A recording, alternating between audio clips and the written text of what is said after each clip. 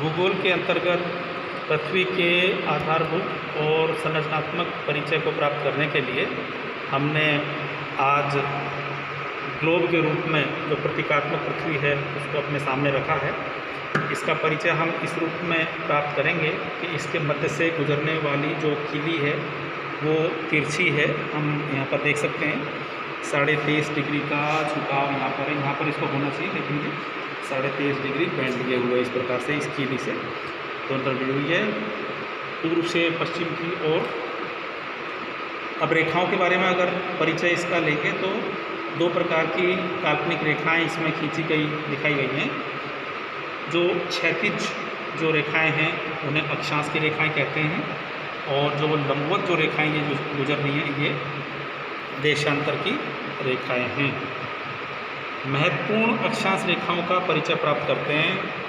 बिल्कुल मध्य से आप देखेंगे जो हिस्सा दो हिस्सों में इसको बांट रहा है, तो ये 0 डिग्री की रेखा है, 0 डिग्री अक्षांश है। 0 डिग्री अक्षांश का दूसरा नाम भूमध्य रेखा है। भूमि के मध्य से होकर के गुजरने वाली काल्पनिक रेखा, इसको विषुवत वृत्त भी कहते हैं। भूमध्य रेखा के उत्तरी हिस्से में उत्तरी गोलार्ध, इस क्षेत्र को उत्तरी गोलार्ध कहते हैं। भूमध्य रेखा के दक्षिण में दक्षिणी गोलार्ध। इस प्रकार से भूमध्य रेखा पृथ्वी को दो हिस्सों में बांटती है, उत्तरी गोलार्ध और दक्षिणी गोलार्ध। इसी प्रकार से दो गोलार्ध और हमारी पृथ्वी पर हैं, वे हैं पूर्वी गोलार्ध और पश्चिमी गोलार्ध। उसका पता लगाने के लिए हम 0 डिग्री देशांतर पर चलते हैं। तो 0 डिग्री देशांतर के लिए कहा जाता है कि वो ब्रिटेन से होकर के गुजरती है। इसे प्राइम मेरिडियन या प्रधान मध्याह्न रेखा कहते हैं। प्राइम मेरिडियन की रेखा है, ये पृथ्वी को दो हिस्सों में बांटती है। इसके पूर्वी और पूर्वी गोलार्ध और इसके पश्चिम में पश्चिमी गोलार्ध, तो दो हिस्सों में इस प्रकार से बांटा जाता है। तो 4 गोलार्ध हो गए, उत्तरी गोलार्ध, दक्षिणी गोलार्ध, पूर्वी गोलार्ध और पश्चिमी गोलार्ध। 4 गोलार्धों में पृथ्वी बटी हुई है। अब पहले फिर से अक्षांश रेखाओं पर चलते हैं, अक्षांश रेखाओं का परिचय प्राप्त करते हैं। हमने भूमध्य रेखा की बात की।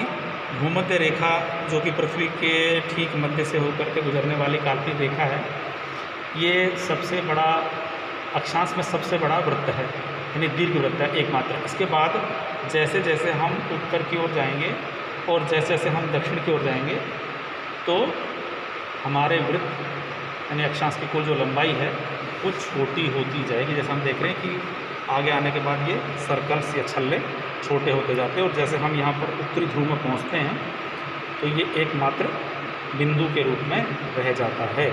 इसी प्रकार से अगर दक्षिण की ओर जाएँ तो भी हमारे वृत्त छोटे होते जाते हैं, और दक्षिणी ध्रुव में यहाँ पर पहुँचने के बाद मात्र एक बिंदु के रूप में हमारी अक्षांश रेखा सिमट करके रह जाती है।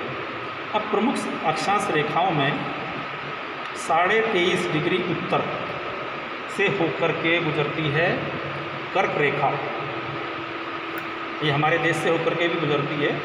23.5 डिग्री गुजरात का हिस्सा है, यहाँ से 23.5 डिग्री पर कर्क रेखा गुजरती है। 23.5 डिग्री उत्तर अक्षांश पर कर्क रेखा गुजरती है, और इसके ठीक समानांतर दक्षिण में देखें 23.5 डिग्री दक्षिण में, तो वहाँ पर मकर रेखा उसे कहते हैं, मकर रेखा, मकर रेखा। तो उत्तर में कर्क रेखा, दक्षिण में मकर। फिर इसके बाद दूसरी जो महत्वपूर्ण अक्षांश रेखा है, काल्पनिक रेखा, वो है 66.5 डिग्री, यानी इस इलाके में आ जाते हैं जो बहुत ही ठंडे, हमेशा हिमाच्छादित, जहाँ पर हिम हमेशा 12 महीने जमी रहती है, उसे उत्तर में 66.5 डिग्री उत्तर क्षेत्र को आर्कटिक सर्कल कहते हैं। आर्कटिक सर्कल, आर्कटिक वृत्त। और दक्षिण में ठीक इसके समानांतर 66.5 डिग्री साउथ, यानी 66.5 डिग्री दक्षिण में इसे अंटार्कटिक वृत्त कहते हैं। अंटार्कटिक सर्कल या अंटार्कटिक वृत्त इसे कहते हैं। और इसके बाद और उत्तर जाने के बाद तो हम ध्रुव पर पहुँच जाते हैं, जो कि 90 डिग्री है उत्तर, 90 डिग्री दक्षिण। इस प्रकार से समुच्च अक्षांश रेखाओं का मोटा मोटा हमने परिचय प्राप्त कर लिया। दो अक्षांश रेखाओं के बीच की दूरी लगभग 111 किलोमीटर होती है। इसी प्रकार से अब हम देशांतर रेखाओं का परिचय प्राप्त करेंगे। देशांतर रेखाएं आप देखेंगे कि इसको सीधी रेखाओं के द्वारा, इसमें सभी वृत्त एक आकार के होंगे, सब दीर्घवृत्त ही होंगे। चारों तरफ से आप देख सकते हैं कि सभी दीर्घवृत्त हैं।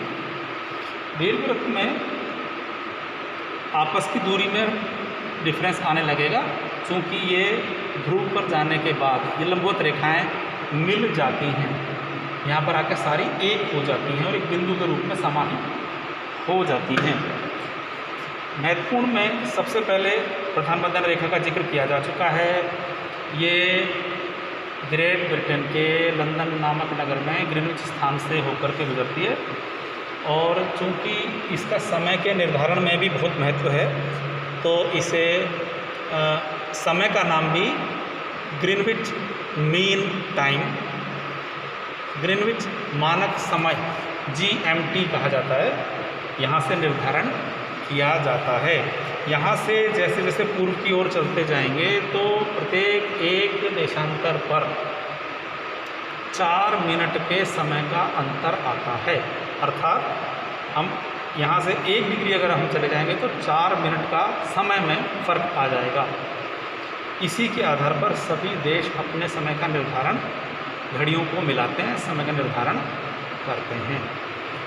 हमारे देश में हमारी रुचि है, हम अपने देश के लिए देखते हैं तो हमने 82.5 डिग्री की जो रेखा है पूर्व देशांतर, उसको अपनाया है, जो कि इलाहाबाद के पास, नैनी के पास से गुजरती है। मेनली 82.5 डिग्री का मतलब है कि आप देखें कि चूँकि 4 मिनट 1 डिग्री में होते हैं तो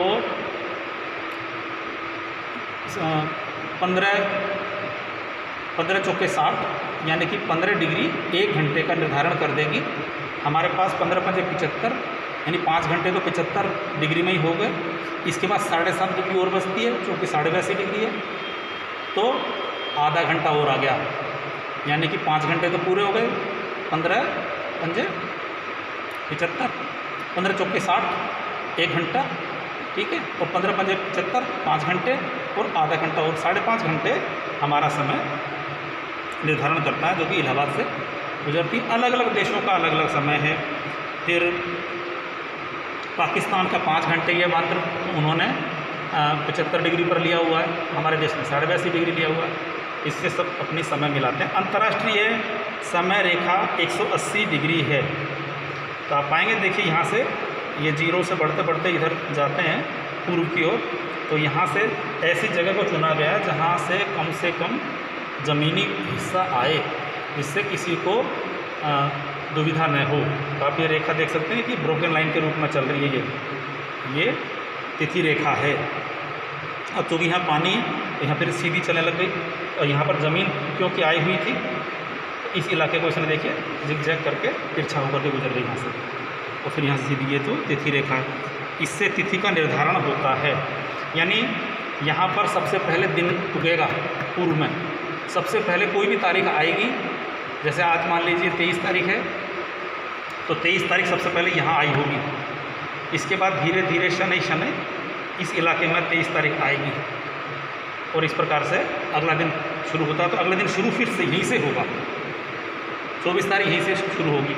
ऐसा संभव है कि यहाँ पर 23 तारीख हो और उसी समय में यहाँ पर इस इलाके में 22 तारीख हो। क्योंकि हमारी पृथ्वी बहुत बड़ी है, प्रत्येक 1 डिग्री देशांतर पर 4 मिनट का अंतर आता है। इसको देखते हुए यहाँ पर संभव है कि पिछली तारीख अभी चल रही हो। अक्सर हम अपने मित्रों को विदेश में संपर्क करते हैं, पता लगता है कि हमारे यहाँ दिन निकल गया, वहाँ पता लगता है कि रात हो रही है, या हम रात को फ़ोन करते हैं तो वहाँ पता लगता है कि वहाँ दिन का उजाला है, वे लोग काम कर रहे हैं, हम लोग सोने की तैयारी कर रहे हैं। तो ये सिर्फ देशांतर रेखाओं के अंतर के कारण से होता है। हमारी इस ग्लोब पर स्थिति क्या है, हम कहाँ पर रह रहे हैं, उस पर डिपेंड करता है। बहुत सारी चीज़ें इसके ऊपर निर्धारण होता है। और इसमें जानने की चीज़ें हैं, जब देशांतर रेखाओं के बीच के अंतर को देखेंगे तो जैसे जैसे हम भूमध्य रेखा पर जो अंतर है वो तो 111 किलोमीटर का ही है, लेकिन जैसे जैसे हम उत्तर की ओर या दक्षिण की ओर जाएंगे तो ये अंतर कम होता जाएगा, वो दूरी कम होती जाएगी। चूँकि देखिए आप, ये सक्रिय होती जा रही है, जैसे जैसे ध्रुव की ओर बढ़ रही है, सक्रिय होती जा रही है, यानी ये गैप जो है ये कम होता जा रहा है, दूरी कम होती जा रही है। ये इसकी विशेषताएँ हैं जिससे कि हम पृथ्वी के बारे में भूगोल विषय में जानकारी प्राप्त कर सकते हैं। एक आधारभूत जानकारी आज की इस कक्षा में।